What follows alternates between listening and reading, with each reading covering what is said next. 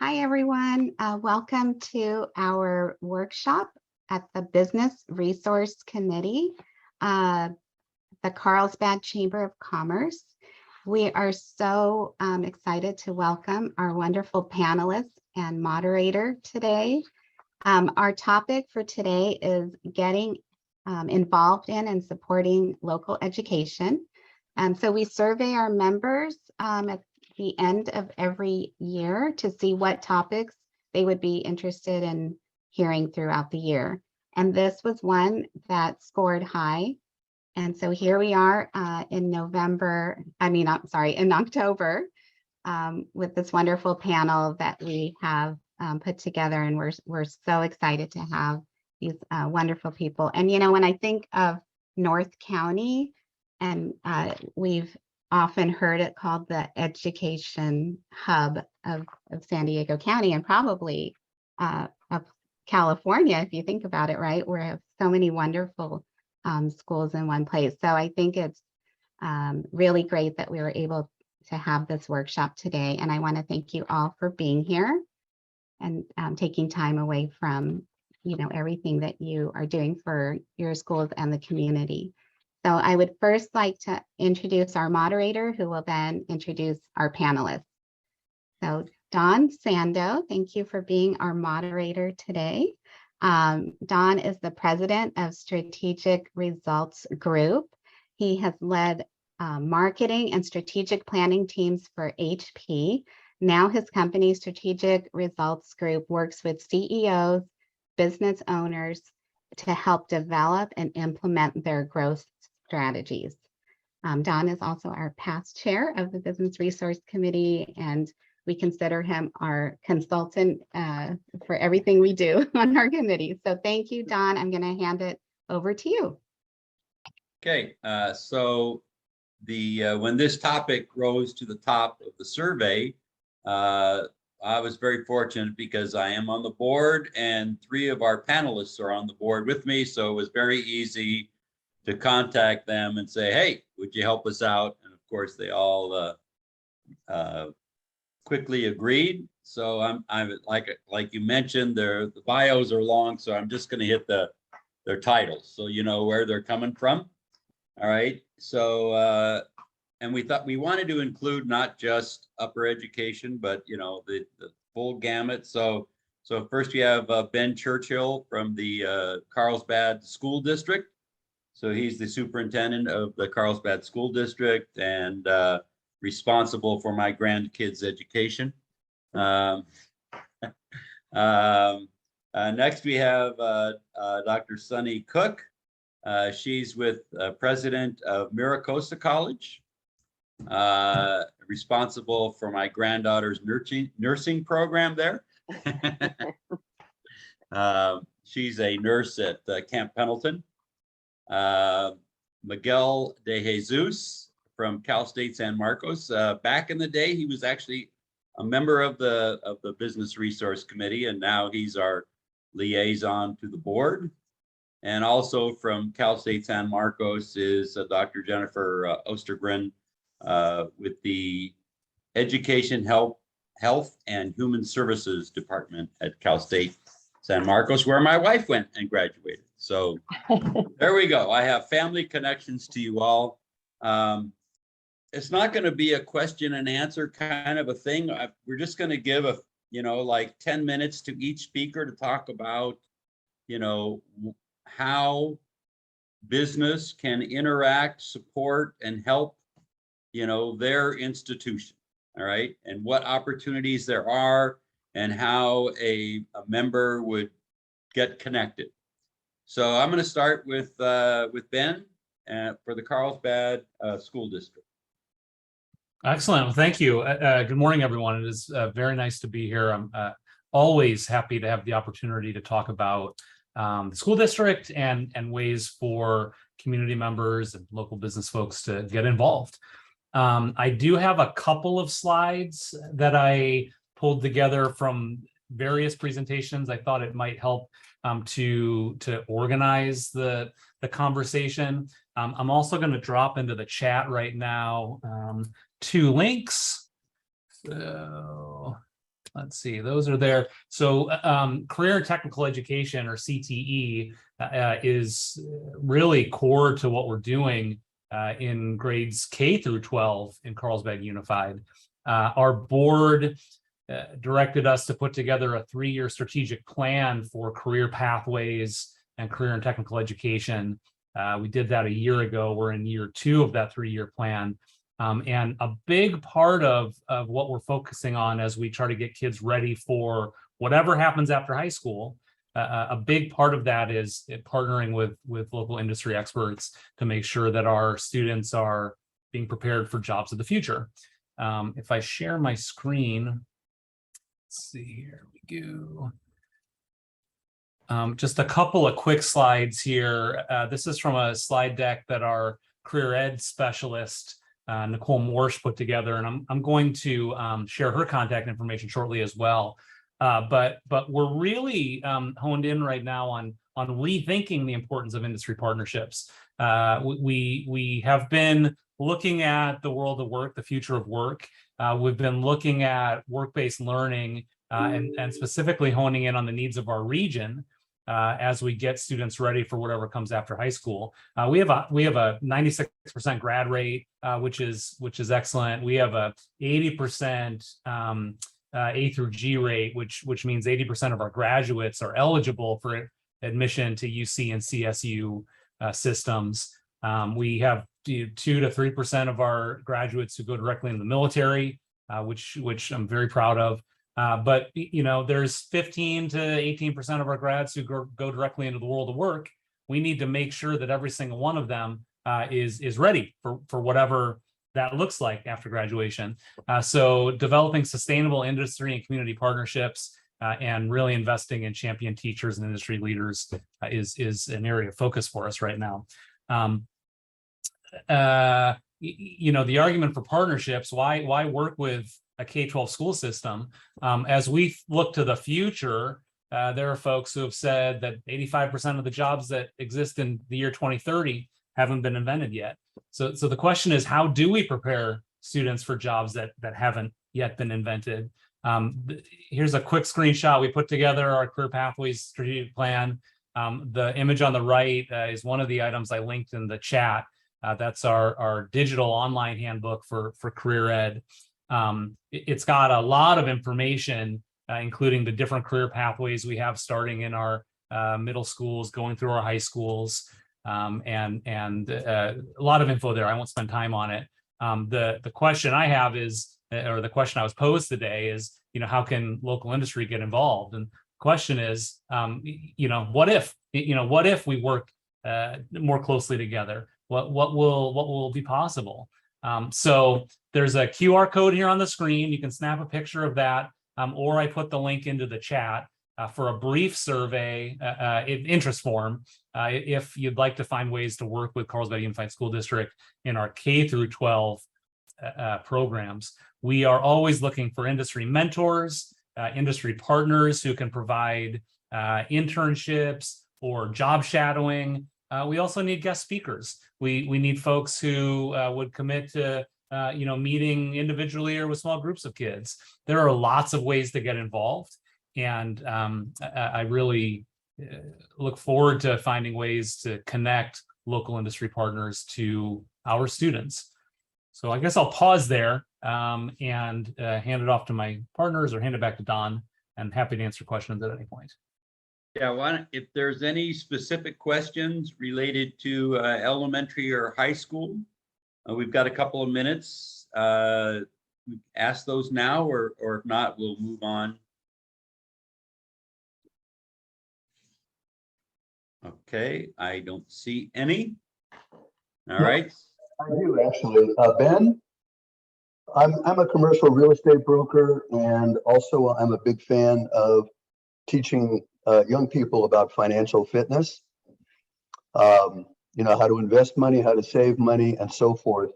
I would be pleased to follow up with you and possibly speak to your students about either one of those topics. So all I need is to find out how to reach you. Yep, sounds good. I just dropped our career ed specialist. Her name is Nicole Morsch. I dropped her info into the chat. I'm going to drop my info into the chat as soon as I'm done talking. And you can reach out to either Nicole or me. Most likely, I'll be putting you back into contact with Nicole. So I'm happy to cut out the middleman here. But by all means, either one of us are appropriate. And thank you. Oh, happy to do it. It's a huge topic. If you could teach my grandkids to even balance their checkbook, that would be amazing. That's a thing of the past, right? Nobody does that anymore.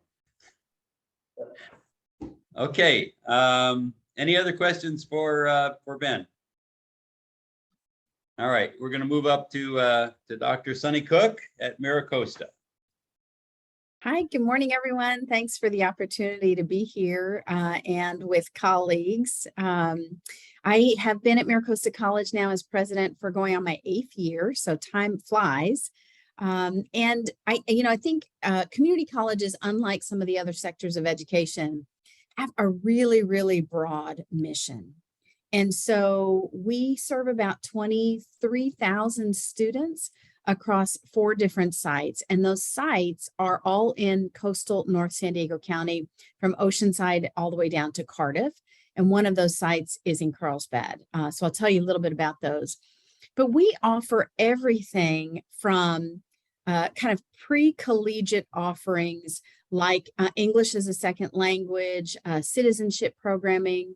We offer an adult high school. So we have a high school principal that reports to me, and we run a high school for people who seek a high school diploma as adults.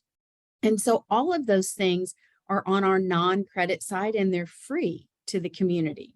So there is no charge for any of that English as a second language, citizenship. We have some short-term vocational or career training programs to get people really ready for their first level of work in the United States, or potentially, their first work period. And so that's a piece of what we do. And that primarily is at our Community Learning Center on Mission Avenue in Oceanside. Many people think of us as a junior college, and that's really relates to our transfer mission solely. So the California Master Plan that was created in the 60s had community colleges teaching the first 2 years of college, preparing people through general education offerings for transfer to our public university system. So CSU and UC and any other university where they might want to attend. That really is about, I think about 80% of our students on the credit side of our institution want to transfer to university. And most of them want to go to CSU San Marcos. So we have this terrific relationship that really is as streamlined as possible to help students get to their bachelor's degree or their master's degree. We also offer a bachelor's degree program. So the community colleges now, as of legislation that passed last year, are able to offer bachelor's degrees in very unique workforce fields where there is not duplication at the CSU or UC system. So in the case of MiraCosta, we launched a bachelor's degree in biomanufacturing, which is built on our biotechnology strength, but really trained people to be working in places that create medicines and that create vaccines. So it's a combination of science, of manufacturing or production, and then the quality that's needed to pass FDA trials. So it was really the first degree of its kind in the nation. And that degree will continue to expand and meet the community's needs. As you know, Genentech is right down the road from us, and many other biomanufacturing and bioproduction firms. So we have the ability to train students in research and development, that early stage of product development, as well as the manufacturing side, which is the later stage of biology product development. So I think you can see that we offer everything from short-term vocational free English speaking all the way to a bachelor's degree. So that's a pretty broad mission. We have in Carlsbad itself this technology career center, which is a place where students can get very intensive, high hands-on, high skills, high demand training. So that's the site at which we train people to do everything from robotics, engineering, technology, advanced manufacturing. We have a small business development center there, so we support small businesses. And we also do a lot of customized training for businesses. So if people need supervisory training, safety training, we do a lot of English learning for the hospitality industry and so forth. So it's really focused and customized for the business that needs it. So I would say what we're working on, particularly in our career education arena, as well as our transfer arena, is understanding that our students cannot give up paid work to do an unpaid internship.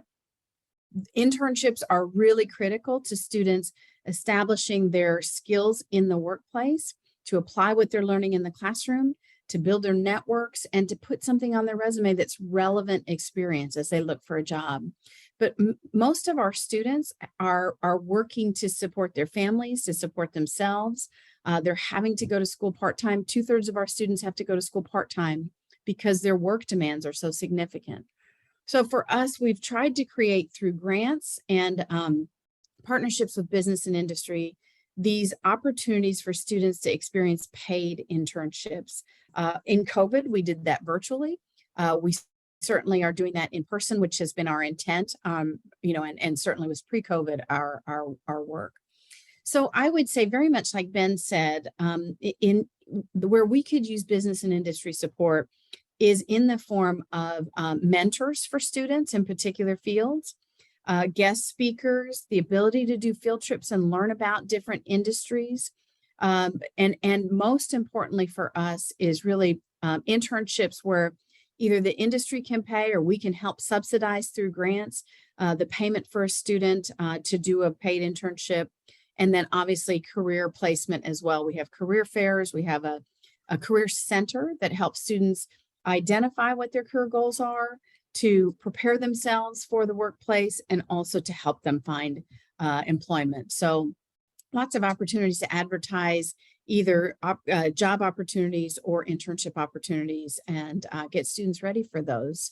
So I'll pause there and see if folks have questions for me, and happy to add anything else that people might want to be interested in.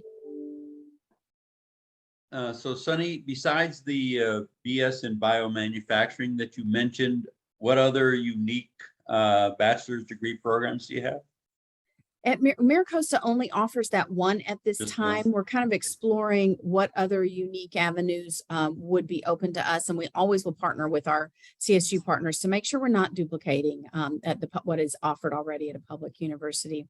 But I would say we also, where those CSUs are impacted, we want to find pathways for students to do a bachelor's degree on our campus. And so we've negotiated with Point Loma Nazarene University in-state CSU tuition rates where students can complete their bachelor's on our campus in those areas that are highly impacted at the CSUs, so that we're making sure that the hurdles that are in front of students in achieving their educational goals are not a problem, that we try to find different pathways around. But at this point, just that one unique bachelor's degree at MiraCosta. So we were interested in being a mentor or guest speaker. Who do we contact? I would say contact me, and I'll drop my email into the chat in just a moment. Okay. Anyone else? Questions for Sunny? All righty. So Miguel, I'm not sure which one of you wants to go first. Yeah, I'll go first because I'm like a placeholder. So from that standpoint, I'm going to cede all of my time to Dean Ostergren. But I do want to comment on a couple of things. The School of Business at Cal State really does, through the efforts of a lot of people, a phenomenal job supporting the community. And among the things I just want to highlight, we do business plans. This one happens to be for Interfaith out of Escondido. A lot of organizations do a lot of great work in the social space, but don't understand the economic impact or how to calculate it. That's what business schools are intended to exist for. I mean, they do a lot more other things, but most importantly, they can actually help with funding, sourcing, and doing the research necessary for economic impact. We did another one for the San Diego Discovery Museum. We use a thing called a Heckman equation to let them know how much impact they're having K through 12 in terms of their mobile system that they've got for the delivery of their services. Very effective. And then at this point, I'm going to cede the rest of the conversation to Dean Ostergren, who has some great stuff to share that, from my standpoint, I think is excellent. So, Dean Ostergren, it's all yours. Thank you, and good morning, all. Hi, I'm Jen Ostergren. As was mentioned, I'm the Dean of the College of Education, Health, and Human Services. So I like to say we're the college that's in service of people. So we have speech language pathology, kinesiology, human development, social work, School of Nursing, School of Education, and public health. So we're 3,500 students at San Marcos, and a very busy college. As you might surmise, many of our disciplines have been very impacted by the pandemic, including public health, School of Nursing, School of Education. So we're very busy trying to rebuild and recover from the pandemic, but also develop the significant gaps in workforce that exist now in those sectors. And so this is what keeps me up at night. And the majority of people that I talk to say, how do we get more teachers? How do we get more nurses? And interestingly, just for our community partners, a growing number of people, and I would say with, across all the conversations I have, are asking me about mental wellness. How do we support the mental wellness of our, of our employees, of our students? It's a growing conversation. I was just reading an article about a survey that was done on people who were seeking healthcare, and now the topic of mental wellness has surpassed their concerns for the pandemic. So, when they were previously doing surveys worried about their health status, it was related to COVID, and now it's related to mental wellness and mental health. So that's also keeping me up at night, because I have so many of the disciplines that are really in grave need for, supporting our community in that area. I guess I would just say, in terms of the community partnership opportunities, I would echo everything that Ben and Sunny have indicated is really, I'm going to give you three categories, just in support of our students. And I would say, I'm mindful of the fact that we have fresh persons that are entering our, our shores, who have largely been in, Ben's space, as seniors and as advanced students in the K through 12 system who have been virtual. And so they're coming to this is exciting time for us on our campus. I've been here a year. I hailed from Cal State Long Beach before. And, this is the first time I'm starting to feel like we're a college campus again. And we're starting to see, our fresh people, present and learning how to navigate. And I think there's a unique demographic of this population that's going to need additional support in entering the work field, as people are growing and developing their skill sets in interpersonal communication and in navigating the world, outside of a very virtual way that they've sort of grown into the higher ed sector. And so I do think that many of our students, as Sunny echoed, they're working. They are also still grappling with the effects of, losing loved ones and having their lives disrupted. So in support of them in mentorship and part-time, employment and financial support as well. It's interesting that, Sunny brought up about paid internships, and I echo this completely. I was so grateful that Miguel's college, we partnered with them to do a social economic impact study of our college.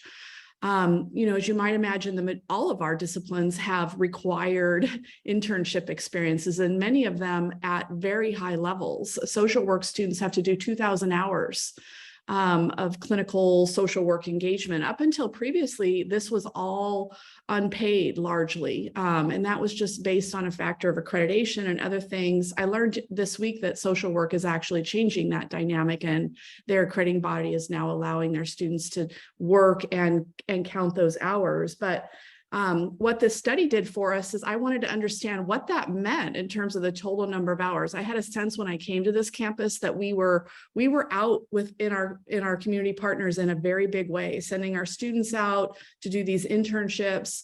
And I wanted to kind of put a number on that and figure out what that was. And so Miguel's business students, through their senior experience project, which if you haven't taken part in that, it's a wonderful opportunity. I have another one going this semester as well. They partnered with us and we learned that we had 600 each year annually. We have 650,000 hours that our students are out doing things through an internship frame with our local community partners. And that could be our teachers, our nurses, our social workers, our public health folks. They're all out learning and growing.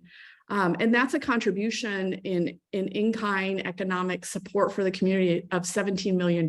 So we took those 650,000 hours and we just put a very base level, salary onto that. That's the dollar amount. And so now I learned this and I was thrilled and excited to know that we were so present in our community and out, working with our community partners and helping our students to grow and learn in the skills that they need, but also just, growing the infrastructure of our community. But that price tag also is, I'm mindful of the fact that the majority of that is our students doing that for free. And so I need to now be thinking about in our development frames and how we work with community partners to help support the students so that's not a free, investment of their time, that it's in support with community. So I will be working on, we have a giving day each year at San Marcos. I'm going to be asking our community partners to help, help a student be supported through one of their internship experiences so that it can offload some of the burden for them financially. So yeah, I think that's, in support of our students financially. The other thing that I really need, as I said, I would tell you three things: help our students, and then support our infrastructure. I need your expertise. So I love that Ben said that 85% of the world of, that there are jobs being created that we don't know what they are. One of my backgrounds is as a futurist. And so I've had training in that area. And I think that's absolutely true, that for us to be able to prepare our students both now and in the future, we have to have an understanding of what's changing. And it's never been more present now than in the pandemic. So one of the things that we're doing, I'm going to share my screen real quickly, and I put the chat, I put it in the chat as well. I don't know can everybody see that? Okay, so we're the campus has launched its strategic plan, and so our college is now in the midst of trying to figure out what this means for us and how do we shape our strategic plan. And so we are offering, I'll scroll up here if I can. We're offering collective impact futures forums coming up in October. And really the purpose of these is I have some very interesting futurists that are coming to talk to us about the future of health and wellness and also the future of education.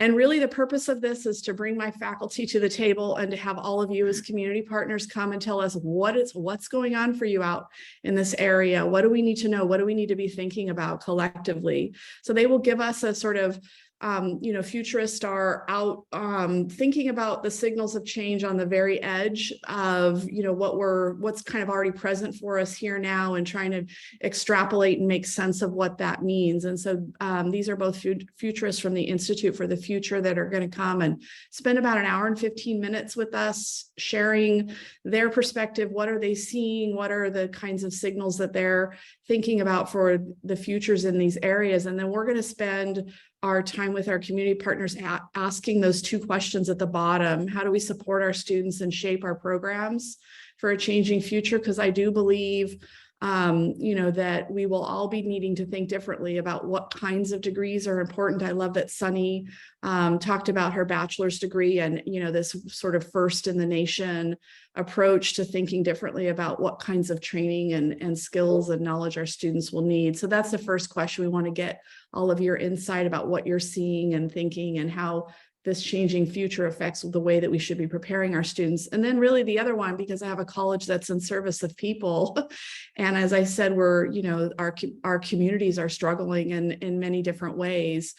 how do we work together to support a positive future for our community? And so are there different types of collaborations and partnerships that we can do from our disciplines in particular?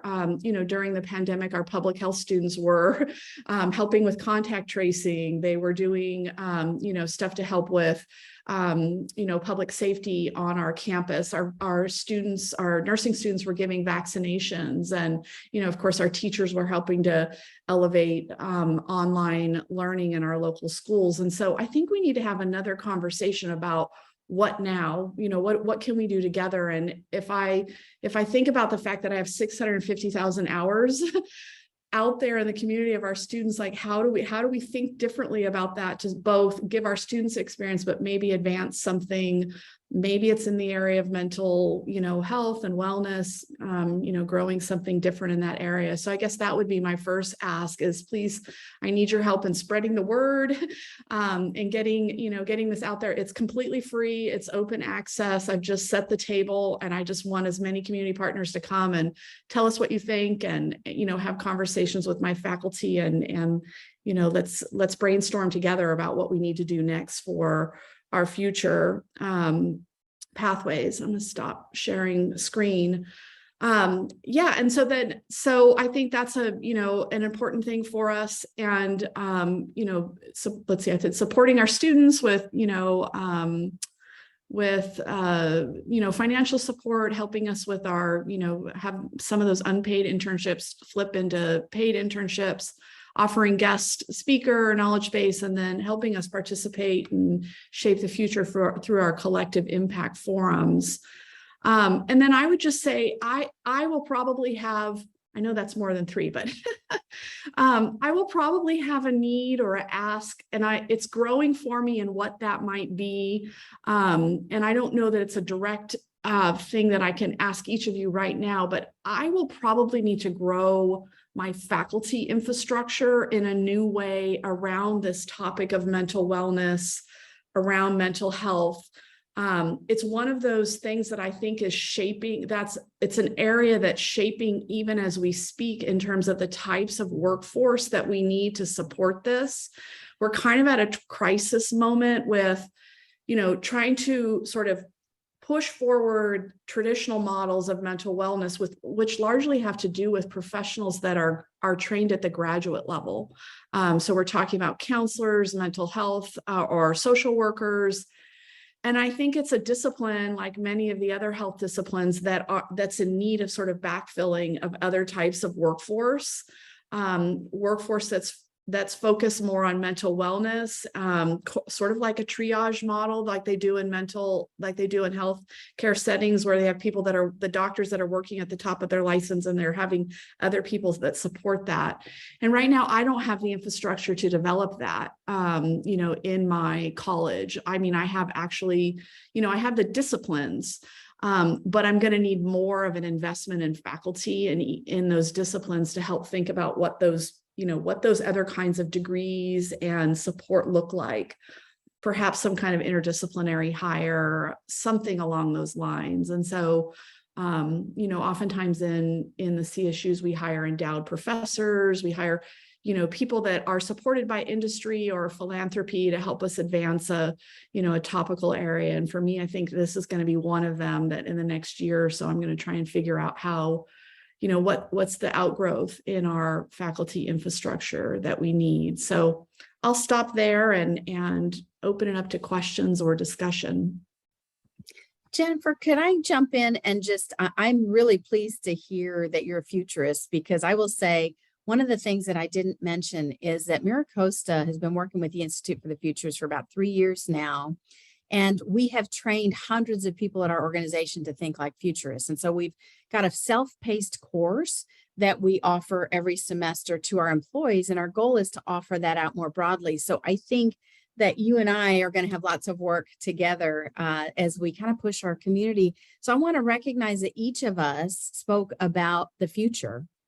And that's a luxury that we have to focus on the future, because many of our colleagues are so focused on the chaos of running their organizations in this moment that they cannot look 10 years down the road or 15 years down the road to ask, what if, or what do we need to do differently as educational organizations? What do we need to offer, and how do we need to offer it in order to meet the community's needs? So I just want to acknowledge that in all three of these sectors, this is very rare that we are able to invest in thinking about the future, because you don't want an educational institution that's looking backwards or that's only looking down right now at the moment. So I really want to applaud the work that's happening in all of our organizations around that, and just to acknowledge that this is a very rare thing to have happen across these sectors. So congratulations, and lots of good work that we can do together. I'm excited. I have a quick question for anybody that would like to take this on the topic of futurists. Are any of your schools involved with discussions with, for example, Google, Apple, different, companies that are working in the AI space that are probably the ones dictating that statistic about 2030, right? Are those relationships established so that kind of the students are benefiting from kind of knowing early on what to expect? Because that's only 7 years from now, right? Well, I can speak for me. Actually, I'm visiting Apple next week. Oh, good. So through our partnership with our School of Education, a group of superintendents and myself are going to two places. One, to the Institute for the Future to have sort of a deeper dive into sort of futures thinking, and also visiting Apple. Our campus, interestingly, has a unique partnership. We handed out, and I won't be able to give you the numbers off the top of my head, but we made sure that our fresh persons all had Apple devices, iPads. And so now we're partnering with them to think about how we're using those in our educational spaces and how we're incorporating newer technology. So, but I mean, I think it's a great comment, and it's something that, all of our degrees and disciplines are going to be thinking about. I'll try and find it. I had an interesting article that was talking about AI and, education, higher ed, and what kinds of degrees and new ways of thinking that we're going to have to embed just into all of our disciplines around that. So I think the answer is yes, partially, but more needed definitely in partnering with those kinds of, disciplines and tech firms. Yeah, and I think it's also great for us here in the small business community to understand those, because we probably need to go back and take some classes pretty soon on that note, and sit on these futurist workshops, because again, that's only 7 years from now, and if we're still going to be working them, we have to be ahead of ourselves, right? So yeah, thank you, appreciate it. Anyone else? John, you always have something. Come on. Well, okay. I guess it's Dr. Ostergren. You really spoke to me when you mentioned your ask, and it has to do with mental health, which is absolutely at the top of my list. And I was quite fortunate on my podcast to interview Dr. Gretchen Meltzer. And if you don't know who she is, she was interviewed twice by Anderson Cooper on CNN at the beginning of the pandemic. And she's a friend, love her work to death. And in chat, I dropped her latest blog post. And I can certainly do introductions for anybody, or you can reach out yourself. But as an example, she has quite a passion for helping vets with trauma. So I've been working with Vance Veterans Association in North County to actually bring her in and speak with the vets. But she would be a tremendous resource for any of you trying to put together something that really, is going to benefit those people that are in trauma and crisis, because I don't know any place that, business or otherwise, where it hasn't been, challenging for people, including myself. Yeah, thank you. So thank you very, very much. That was my only comment, Dawn. I guess, yeah, there you go. See, inspiration. I knew you'd have something great to add. Yeah, well, I appreciate everybody being here. That's for sure. Thank you. Okay, I've got a quick comment, and I think Sunny mentioned it earlier. The intersectionality of three different elements that are touching the population on one call, to me, is exciting. Because the capability of leveraging not only assets, but perspectives into quote unquote that future that we don't know a lot about yet, but need to prepare for, and workforce development is spectacular. I don't know how often this happens when you've got three different elements of education on one call. But I think this is the beginning of something awesome. And I just wanted to make that observation. So thank you all for being here, you subject matter experts. Yeah, Thank I you. really appreciate the continuum of the whole picture, right? From the early years all the way to all of the advanced potential and possibilities for people. So thank you all. I have 3 pages of notes, lots to digest. Yes, I would like to echo that as well. It's been an amazing panel, and I'm glad that it's recorded because I think it'll be really great for other members to see and people in the community. Don, did you have any more questions? Since I know we are pretty much. Yeah, I think we're right up against it. So yeah, I'll just let you wrap it up.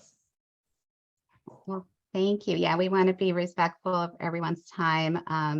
But like Janie said, it's been great having representation from all levels of education in our community. I think we are so lucky that we were able to have you all here present today. And I mean, if you're up for it, maybe we should make this an annual panel with our Business Resource Committee, because, you know, as we're heading into the future, it would be really great to stay, you know, keep our finger on the pulse of everything going on and how we can help, and also, you know, just learn more and support